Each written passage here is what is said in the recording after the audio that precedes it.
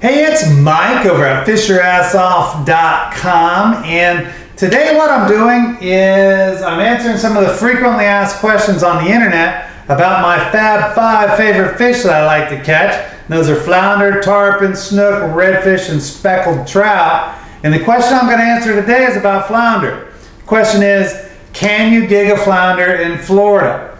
And the answer is yes, but some counties don't allow it.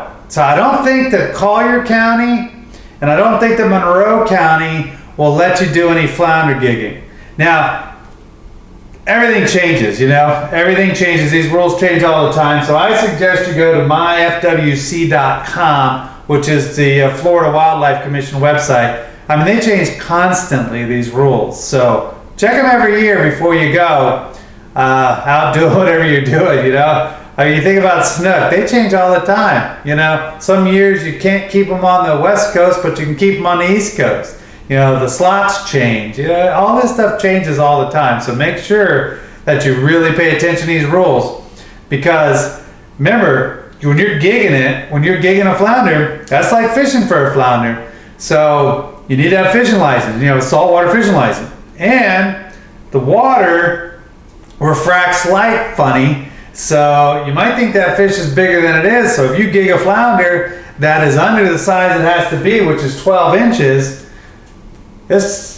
you're poached a fish. They can take your boat, they can take your gear, they can give you fines. So you really got to be careful about these things, because they are serious. They are not messing around. Too much money comes in the state of Florida from fishing for them to let people mess it up. So you really have to pay attention to the rules. You're allowed to keep 10 flounder too. And the rules are with both species. We have two species of flounder here in Florida. We have a Gulf flounder and we have a southern flounder. The Gulf flounder are those littler ones with the 3 eye spots on them.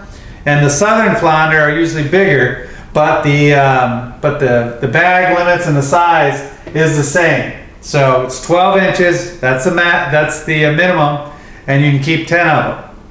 Now, the best time if you're going to go flounder gigging is going to be at night. So you see these guys with all the lights in the front of their boat. Those guys are gigging for flounder.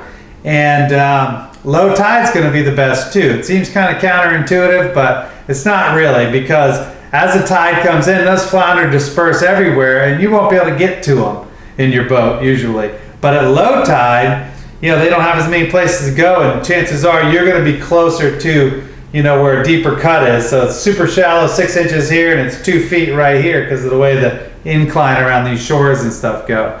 So low tide at night if you're flounder gigging, but make sure you don't have any shorties, because you can get in a lot of trouble. But I hope that answered the question. So that's it for today. Until next time, we'll see you then. All right, bye-bye.